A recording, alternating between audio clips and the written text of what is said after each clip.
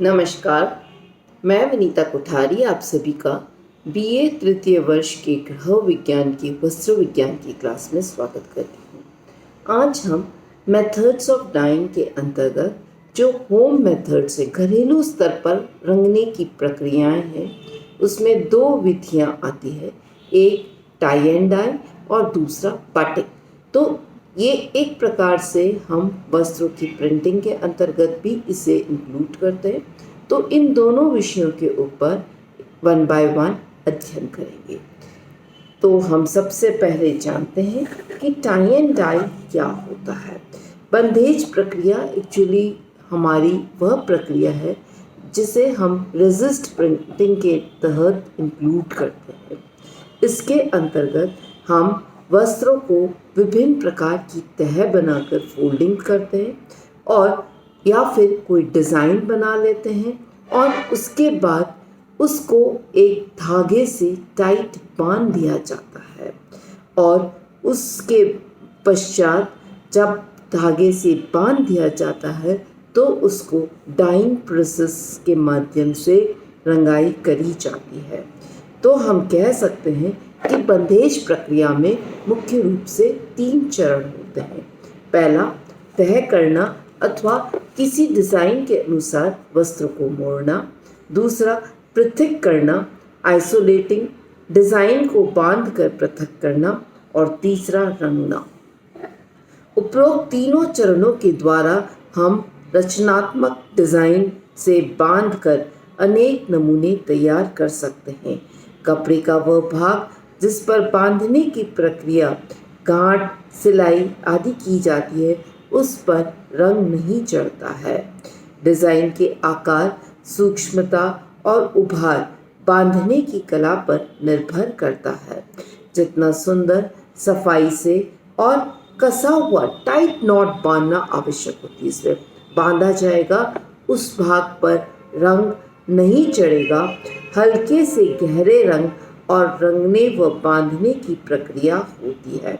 उदाहरण के लिए यदि एक हमें रुमाल या कपड़े के टुकड़े को 4 रंग जैसे सफ़ेद, पीला, लाल और काले रंग के अंदर रंगना है तो सबसे पहले हम सफ़ेद डिज़ाइन को जो सफ़ेद भाग है उसे बांध देंगे।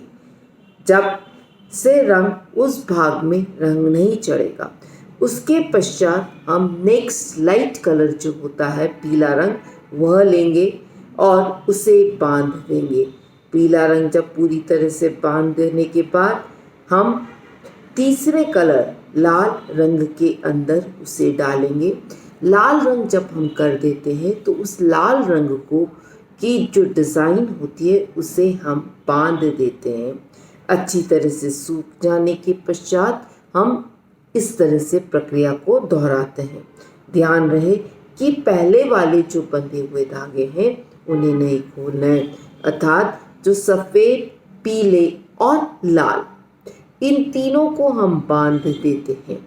अब चौथा कलर यदि हमें करना है तो लाल, पीला, सफ़ेद भाग को बंधा रहने के साथ ही चौथे कलर काले के अंदर हम उसे डुबोते हैं।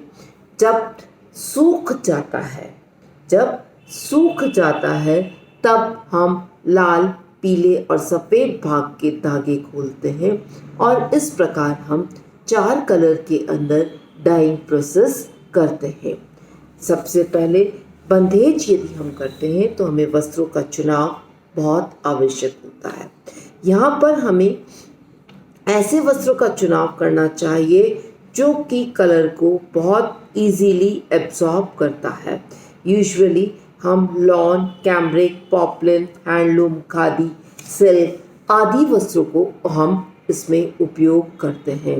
कैनवास, मोटे कपड़े या जहाँ पर बहुत ही सघन बुनाई के वस्त्र होते हैं उन वस्त्रों पर कलर करना मुश्किल होता है।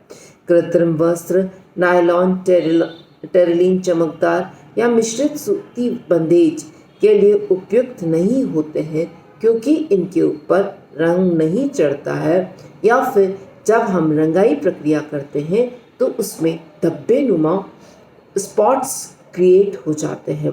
वस्त्र का उपयोग करने से पहले भली भांति धो लेना आवश्यक होता है, अर्थात हमें वस्त्र को काफ़ी देर तक पानी के अंदर डुबोना चाहिए, जिससे उसके ऊपर लगा हुआ स्टार्च जो होता है वह निकल जाए और वस्त्र का जो डाई एब्जॉर्प्शन है वह सही तरीके से हो जाएगा। हमेशा हल्का गीला वस्त्र बांधना अच्छा होता है, और क्योंकि फोल्ड या तह करना कंपैरेटिवली सरल होता है।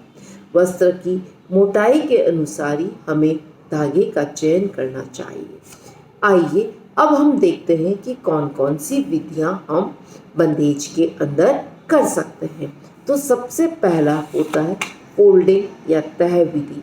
नमूना या डिज़ाइन तैयार करने से पहले का चरण होता है। सुंदरता और आकर्षण लाने के लिए हम कपड़े को एकत्रित किया जाता है या फोल्ड किया जाता है। हमें आड़ी या तिरछी आकृति में मोड़ा जाता है, कई बार पृथक वाले तार से बांधे जाता है। वर्ताकार डिज़ाइन के लिए वस्त्र के बीच में छतरी नुमा या सलवटें बनाई जाती है। इससे अधिक सरलता और शीघ्रता से वर्ताकार व बिंदी जैसी डिज़ाइन बनते हैं। इन्हें बनाने के लिए वस्त्र को बिंदी की मात्रा में वस्त्र को उठाकर बराबर धागे को लपेटा जाता है और बांधा जाता है। जितनी सफाई और सूक्ष्मता से हम धागे को बांधते हैं, यह वस्त्र की डिज़ाइन उतनी ही साफ सुथरी और आकर्षक बनती है। वस्त्र को बांधते समय यदि बीच बीच में खुला स्थान छोड़ दिया जाता है तो महीन रेखाओं की डिज़ाइन बन जाती है। बिंदी और महीन रेखा बांधने की विशेषता होती है। वर्ताकार डिज़ाइन नियमित बनाने के लिए बराबर कपड़े को फैलाकर हमें समेट कर बांधना चाहिए। इसके अतिरिक्त मोटी दाल, बीज या बटन या कंचे या फिर आपके पैसे, गोल कॉइन्स जो होते हैं, उन्हें बांधकर हम वर्ताकार डिज़ाइंस बना सकते हैं। अच्छी डिज़ाइन बनाने के लिए वस्त्र में ही गांठ लगा दी जाती है। पतले कपड़े पर गांठें सरलता से बंधती है, जिससे चौड़ी पट्टी, वर्ताकार या अन्य आकार दिया जा सकता है। फोल्ड करने के लिए हम पंखा नुमा या रेगुलर फोल्ड्स करते हैं।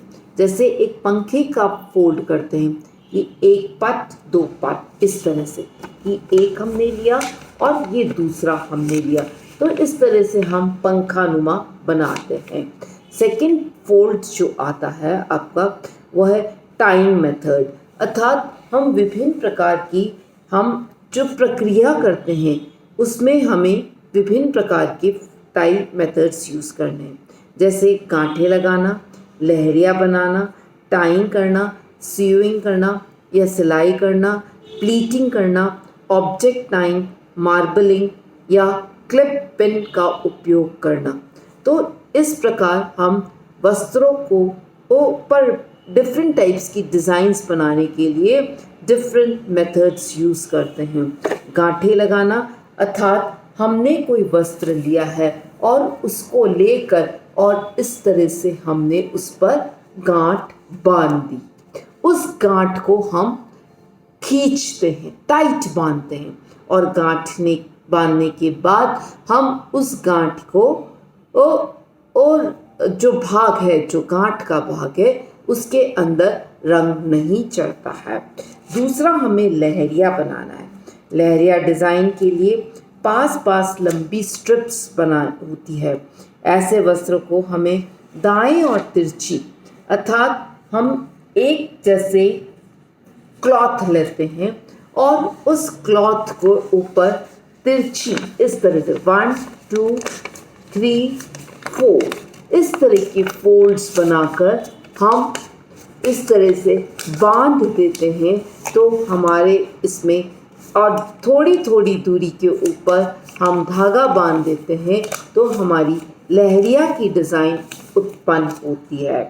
तीसरा होता है कि हमें कोई भी ऑब्जेक्ट को बांधना है। अब इसमें हम जब टाइम प्रोसेस करते हैं तो हम कोई भी ऑब्जेक्ट ले लेते हैं। फॉर एग्जाम्पल ये हमारा पेन है, इस पेन को हमने यहाँ पर लिया और इस पेन के चारों तरफ हमने एक सर्कल बांध दिए। टाइट बांधना है, फिर थोड़ी थोड़ी दूरी के ऊपर हम सर्कल्स बांध सकते हैं। 3 समान गोले वाली आकृति हम इसमें बना सकते हैं, या गोले की आकृति बनाने के लिए हम कपड़े को एक्चुअली डायगोनल फोल्ड भी कर सकते हैं। फॉर एग्जाम्पल आपके पास जो वस्त्र है उसको फोल्ड करने के लिए आप इस तरह से मोड़ दीजिए और इसके बाद ये चौथा फोल्ड आ गया। इस चौथे फोल्ड को लेकर आप यहाँ पर अलग अलग एक्चुअली आप यहाँ पर नॉट्स बांध सकते हैं। जब ये एंड्स आपके खुले रह जाते हैं, इन एंड्स को भी आप बांध दीजिए और आपकी डिज़ाइन तैयार हो जाएगी। तो इस प्रकार हम देखते हैं कि गोल आकृति की डिज़ाइन भी हम एक स्क्वायर कपड़े को लेकर और सेमी सर्कल बना देते हैं और वस्त्र के ऊपर प्लीट्स डालकर और डोरे की सहायता से हम बांध देते हैं। सोइंग मेथड या सिलाई के अंतर्गत हम किसी डिज़ाइन को क्या करते हैं, कच्चे टाँके लगा देते हैं और उस कच्चे टाँके को खींचकर बांध देते हैं। उसके बाद हम वस्त्र को रंगाई के अंदर डुबोते हैं। प्लीटिंग मेथड, जैसा कि मैंने आपको बताया, प्लीट्स डालना, अर्थात एक कपड़ा हम लेते हैं और उसके ऊपर जैसे हम प्लीट्स डालते हैं, अर्थात पंखा नुमा बनाकर 1 process, 2nd process, 3rd process, तो इस तरह से हम प्लीटिंग प्रोसेस करते हैं। इसके बाद हम इन्हें पुनः फोल्ड कर देते हैं और इस तरह से फोल्ड कर दिया और इनको हम जगह जगह पर, एक यहाँ बांधा, दूसरा हमने यहाँ बांधा, तीसरा हम उसको अपोजिट डायरेक्शन में लंबाई के अंदर बांध देते हैं। तो इस प्रकार बांधने की प्रक्रिया से हमारी रंगाई प्रोसेस प्रॉपर हो जाती है। फिर ऑब्जेक्ट टाइम, इसके अंदर आप कोई भी वस्तु ले सकते हैं, जैसे कौड़ी है, माचिस की तीलियाँ हैं, कांच के कंचे या फिर आपके कॉइन्स हैं, तो आप इनको अपनी डिज़ाइन के अनुसार, जहाँ आपको बड़ा सर्कल चाहिए, जहाँ छोटा चाहिए, दाल है, मूंग है, चावल है, तो विभिन्न प्रकार की ऑब्जेक्ट्स को हम बांधकर, या कील है, जैसे कील का मुंह है तो उसके कील का जो हेड पार्ट है उसको बांध दिया तो आपकी छोटी छोटी एक्चुअली डॉट्स वाली डिज़ाइंस इसमें बन जाएगी। मार्बलिंग विधि, अर्थात मार्बलिंग विधि का होता है कि मुट्ठी बांधना, कि एक कपड़ा आपने लिया, उसको आप क्या करेंगे, ये कपड़ा है फॉर एग्जाम्पल, तो इस कपड़े को हम इस तरह से एक गोटा बना देंगे और इस गोटे को हम पूरा लपेट देंगे।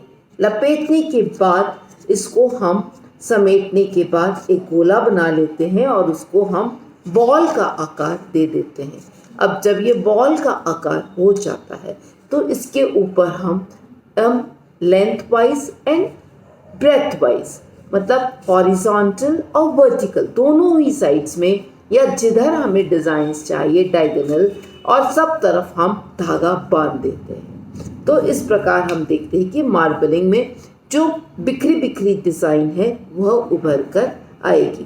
पिन या क्लिपिंग मेथड, इस क्लिपिंग मेथड के तहत हम हेयर पिन का उपयोग करते हैं या फिर जो क्लिप्स होती हैं कपड़े की उनका उपयोग किया जाता है। नाउ 3rd प्रोसेस इसके अंतर्गत आता है डाइंग।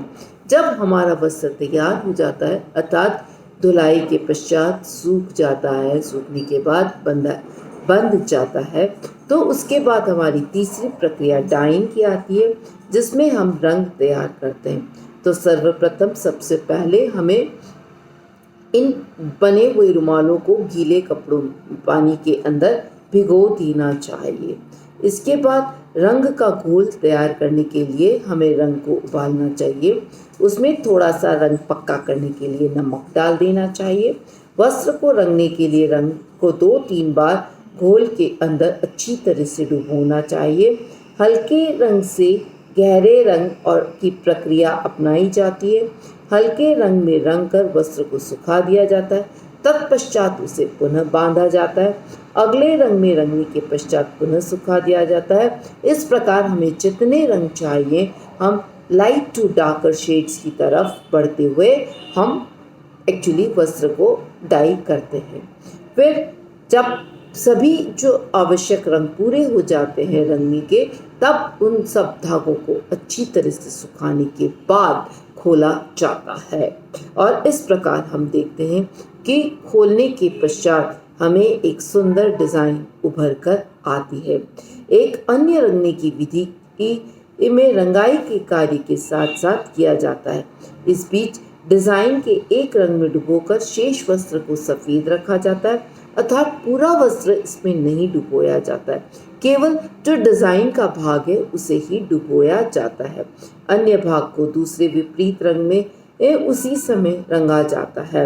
इस बात का विशेष ध्यान रखना चाहिए कि वस्त्र के एक भाग को रंग गीली अवस्था में दूसरे भाग में चला जाता है, जिससे दो रंग आपस में मिलकर एक नया शेड बना सकते हैं और मिला जुला रंग बहुत ही अजीब सा लगेगा। तो केयर करनी पड़ेगी कि हम जहाँ तक कोशिश हो कि रंग सूखने के बाद ही दूसरे रंग के अंदर इसको डाई करें। तो इस प्रकार हम हमारे घर के अंदर बैठकर एक वस्त्र को एक्चुअली फिनिश प्रोडक्ट के प्रिंटिंग के माध्यम से या रंगाई के माध्यम से फिनिश करके सुंदर और आकर्षक बंधेज के माध्यम से बना सकते हैं। बहुत बहुत धन्यवाद।